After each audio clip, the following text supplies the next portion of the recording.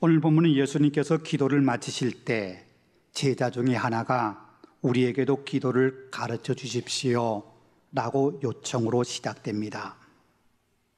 당시 대부분의 공동체가 자신들만의 기도문을 가지고 있었습니다. 유대인은 유대인대로, 랍비는 랍비대로 자기 제자들에게 기도문을 가르쳤습니다. 오늘 본문에서 말씀하고 있는 것처럼 세례 요한도 자기의 제자들에게 기도문을 가르쳐 주었지요. 또요, 속 복잡한 세상에 얽매이지 않고 속세를 떠나 살자고 모인 에세네파에서도 자기들만의 기도문을 가지고 있었습니다.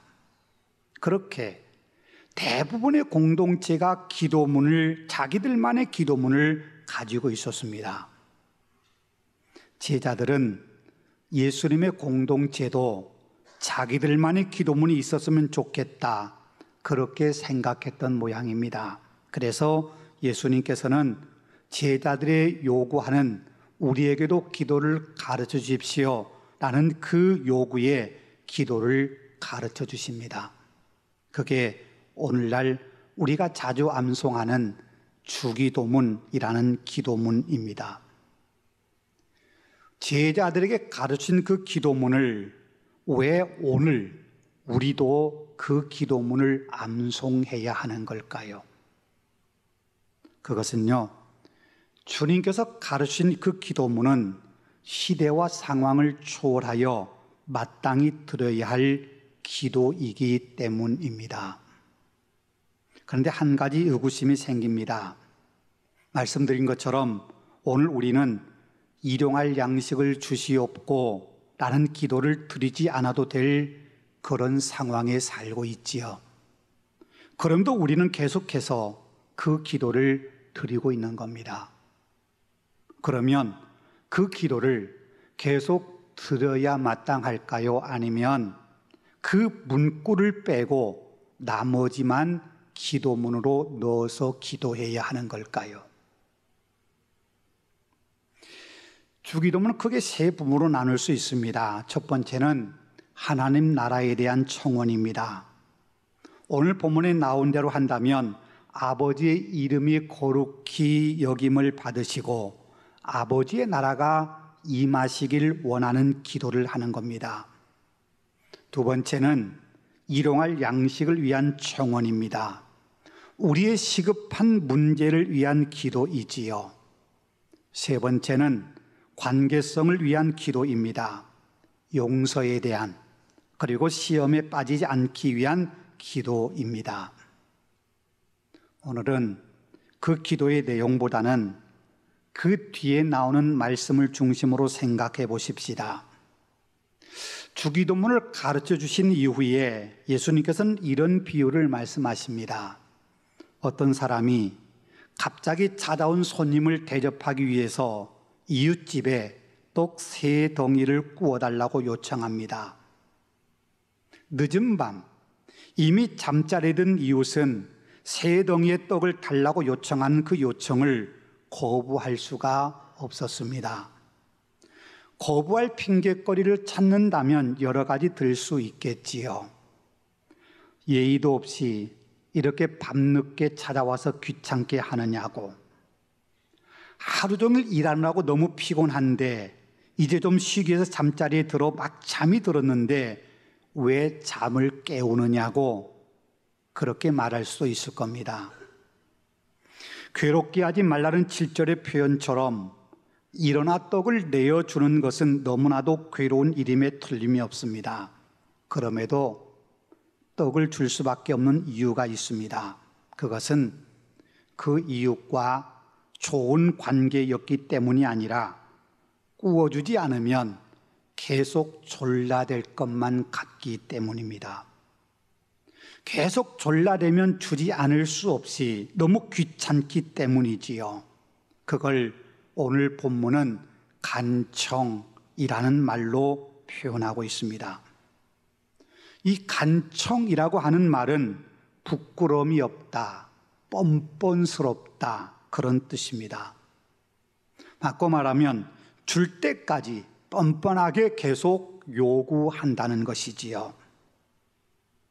그렇다면 여러분, 왜 예수님께서는 이 말씀을 하신 걸까요? 우리에게 주기도문을 가르쳐주시면서 우리가 그렇게 기도해야 한다는 겁니다. 때로 하나님 아버지 앞에 뻔뻔스럽게 느껴질 정도로 계속해서 기도하라는 거지요. 오늘 우리가 쉽게 놓치는 것 가운데 하나가 바로 그겁니다. 우리는 그 뻔뻔스러움을 잊어버렸습니다. 우리는 기도하지 않을 이유를 찾습니다. 때로 나의 신앙이 아주 신사적이라는 그런 표장을 하고서 말이지요. 예수님께서 이런 말씀하십니다.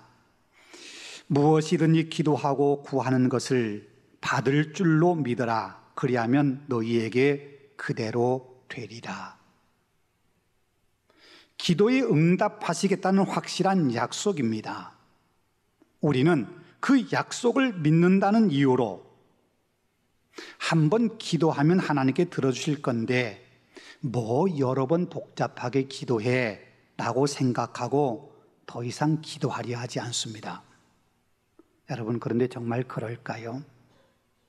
이 말씀이 한 번만 기도하면 돼, 바쁜 상 뭐 그리 자주 기도해, 그럴 필요 없어, 그걸 말씀하고 있는 걸까요?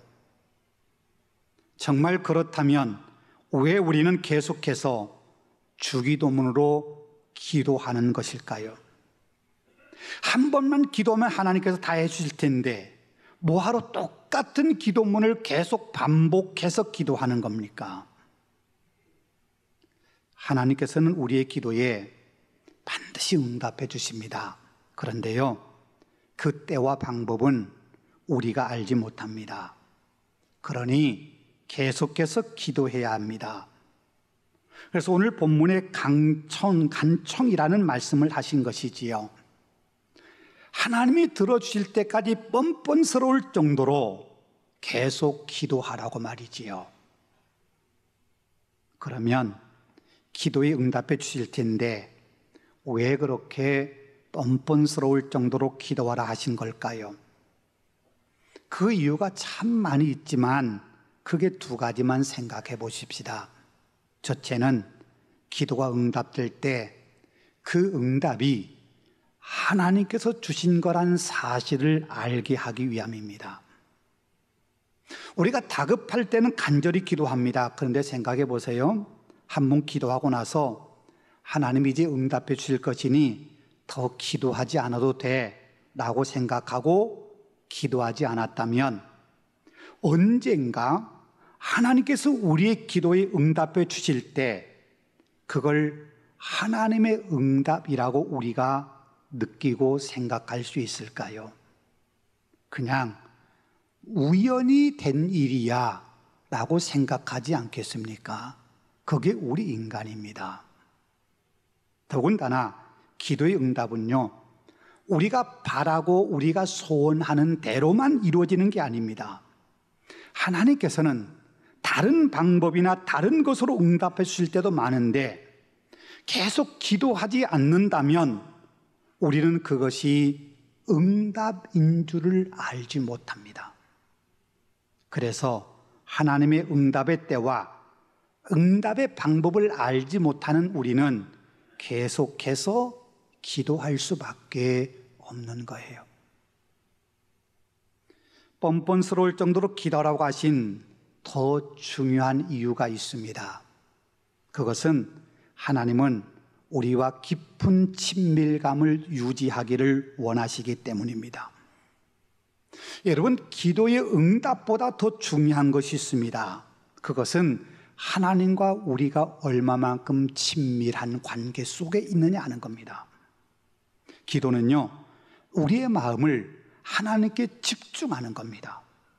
기도를 통해서 우리는 하나님과 더 가까워지고 하나님을 더 많이 생각하고 하나님의 은혜를 더 많이 사모합니다.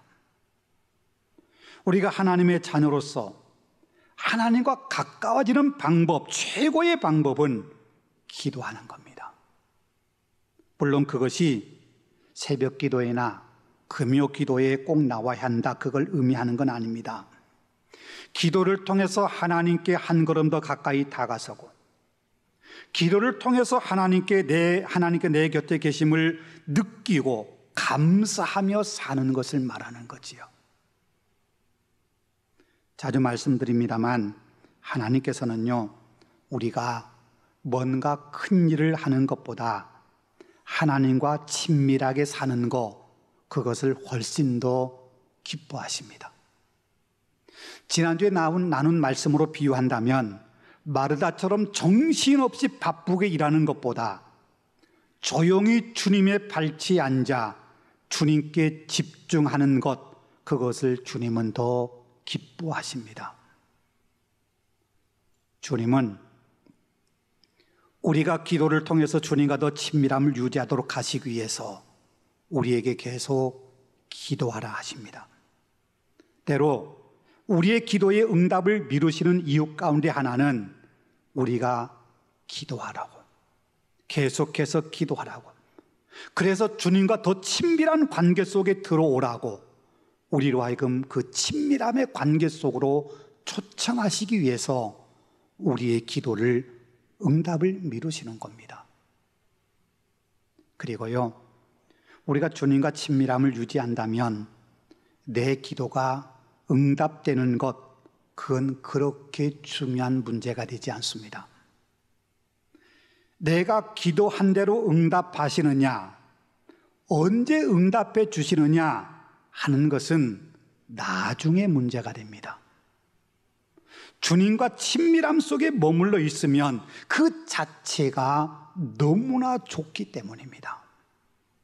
마치요, 사랑하는 연인이 함께 있은 것, 그것이 무엇을 먹느냐, 어디를 가느냐 하는 것보다 훨씬 더 중요한 것처럼 말입니다. 아무리 좋은 음식을 먹어도 사랑하는 이가 옆에 없으면 그 음식을 마치 모래 씹는 맛처럼 느낄 수 있습니다. 반면에 김치에 밥 한 공기 먹어도 사랑하는 이와 함께 있으면 그 밥상이 진수성찬보다 맛있는 법입니다. 하나님과 우리의 관계도 그렇습니다. 하나님과 깊은 친밀함 속에 머물러 있으면 우리가 좋아하는 찬송가, 세상과 나는 간 곳 없고 구속한 주만 보이도다 라는 가사처럼 주님으로 인한 기쁨이 우리 속에 가득해집니다. 그리고 그것이면 됩니다. 그것이면 만족합니다. 그것이면 충분합니다.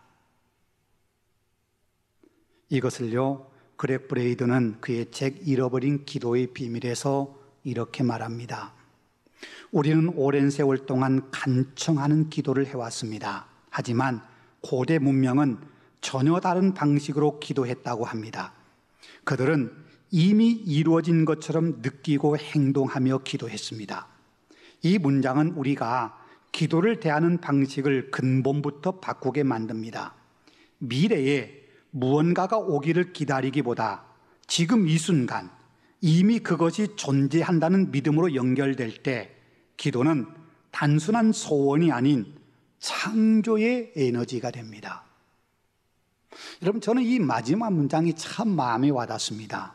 기도는 미래에 뭔가 주어지는 것을 기다리는 것이 아니라 지금 이 순간 그것이 존재한다는 믿음으로 연결될 때 기도는 단순한 소원이 아니라 창조의 에너지가 된다. 기도는 지금 누리는 겁니다. 지금 누리는 기도야말로 창조의 에너지가 됩니다. 또 하나 중요한 게 있습니다. 우리가요, 뻔뻔스러울 정도로 간청하는 기도를 계속해야 될 또 하나의 이유입니다. 본문 9절에 말씀하지요. 구하라, 그리하면 너에게 주실 것이요. 찾으라, 그리하면 찾아낼 것이요. 문을 두드리라, 그러면 너희에게 열릴 것이니. 우리가 계속 기도해야 할 이유가 바로 이겁니다. 여러분, 이 말씀에서 세 개의 명령어가 있지요. 구하라, 찾으라, 문을 두드리라. 여러분, 이 말씀의 의미가 뭘까요? 사도 바울의 예를 통해 이 말씀을 생각해 보겠습니다. 사도 바울은 육체의 가시를 없애달라고 간절히 기도했습니다. 성경의 표현대로 3번 죽게 간구했습니다. 여기서 3번이라고 하는 말은 오늘 한 번, 내일 한 번, 모레 한 번, 그렇게 3번이라는 뜻이 아니라 간절히 하나님께 기도했다는 겁니다.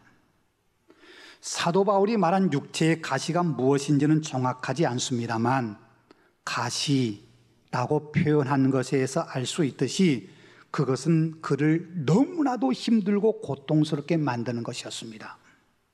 그것을 없애달라고, 고쳐달라는 기도가 얼마나 간절했을까 충분히 우리는 짐작할 수 있습니다.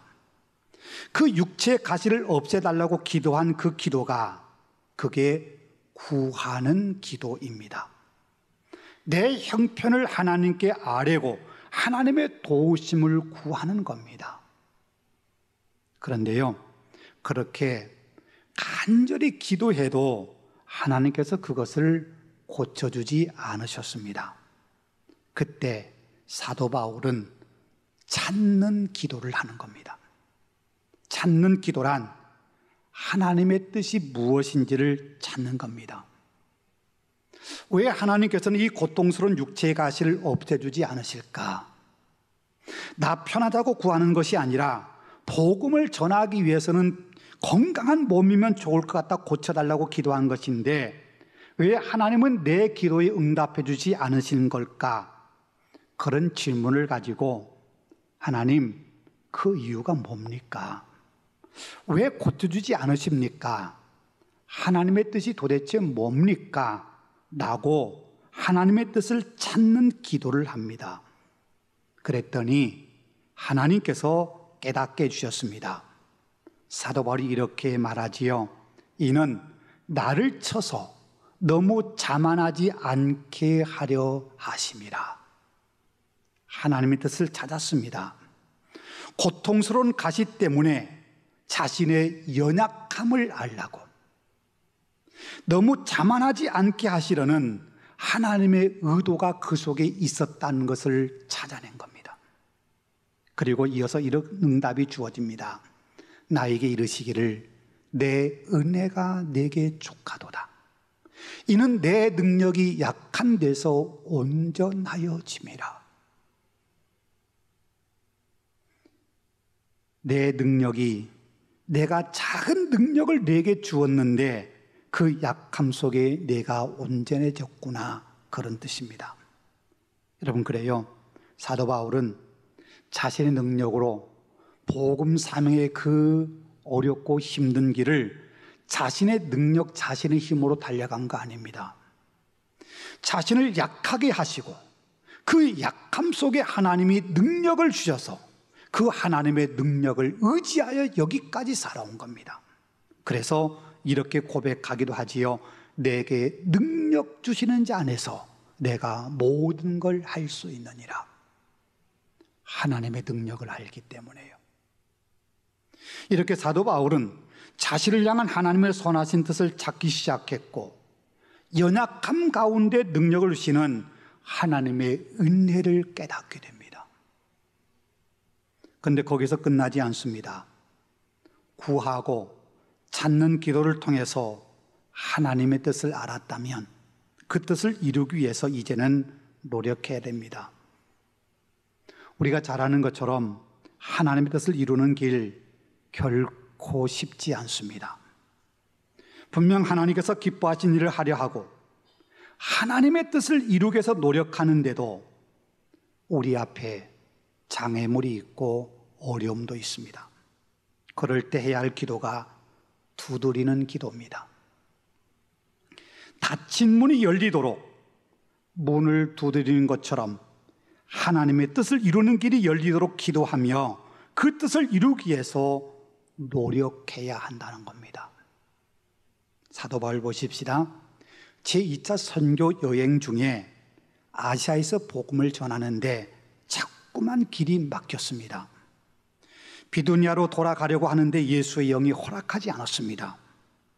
복음을 전하기 위해서 온 길인데 왜 성령께서 막으시는지 알 수가 없었습니다. 그때 분명 사도 바울은 두드리는 기도, 자꾸 두드리는 기도를 했을 겁니다. 그냥 가만히 앉아서 하나님, 왜 내 길을 막으시는 건가요? 이렇게 길을 막으신다면 이제부터 하나님 알아서 하십시오. 그렇게 자포자기하지 않았습니다. 그는요, 무시하러 가기도 하고 드로아도로 갔습니다. 그랬더니 드로아에서 환상을 보게 되잖아요. 마게도나로 건너와서 우리를 도와달라는 환상 말입니다. 그래서 마게도나로 건너가게 되고 유럽에 복음이 전파되는 역사적인 일이 일어나게 됩니다. 여러분, 이게 두드리는 기도입니다. 나를 통해서 하나님의 뜻이 이루어가기 위해서 문이 열리도록 두드리는 것처럼 계속해서 하나님의 도우심을 구하며 나가는 겁니다. 결코 내 힘으로 감당할 수는 없습니다. 그렇다고 포기하지도 않습니다. 그래서 문을 두드리는 기도를 합니다. 이를 위하여 나도 내 속에서 역사하시는 이 역사를 따라 힘을 다하여 수고하노라 라는 말씀처럼 그렇게 내가 해야 할 일이 무엇인가를 찾고 그 일을 이루기 위해서 기도하며 힘을 다하여 하나님의 뜻을 이루기 위하여 나가는 겁니다. 하나님의 나라는 어느 누구도 굶주리는 이가 없는 세상입니다. 하나님의 이름이 거룩히 여김을 받으시고 하나님의 나라가 임하기를 기도한다면 우리는 오늘 또 지구촌 모두인 우리에게 일용할 양식을 달라고 당연히 기도해야 합니다. 그래서 주기도문은 오늘 또 우리가 반드시 들어야 될 기도입니다. 여러분, 우리의 기도에 응답해 주시는 분은 좋으신 하나님이십니다. 세상의 아버지들 가운데 생선을 달라는데 뱀을 줄 사람이 어디 있으며 알을 달라하는데 정갈을 줄 사람이 어디 있겠습니까?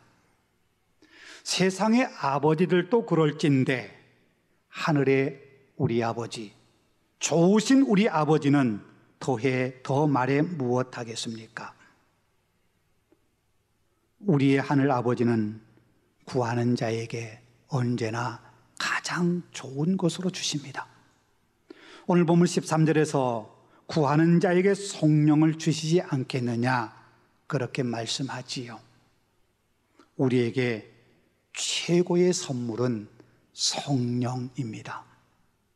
하나님의 당신의 영이신 성령을 우리에게 주셨다면 다른 무엇인들 주시지 않겠습니까? 독생자 예수님을 우리에게 보내신 아버지이신데 말이지요. 여러분, 우리 기도에 게으르지 마십시다. 하나님은 우리에게 언제나 최고의 것을 주시기를 기뻐하십니다. 그럴지라도 우리에게 기도하라 하십니다. 하나님의 꿈이 나의 비전이 되고 예수님의 성품이 나의 인격이 되고 성령님의 권능이 나의 능력이 될 때까지 우리 계속 기도하십시다. 나의 힘만을 의지하지 말고 참 소망 되시는 우리 주님을 바라보며 계속 기도하십시다. 기도는요, 하나님과 우리를 친밀하게 만드는 가장 귀한 시간입니다. 그리고 거기에서 세상을 이기고 변화시킬 창조의 에너지가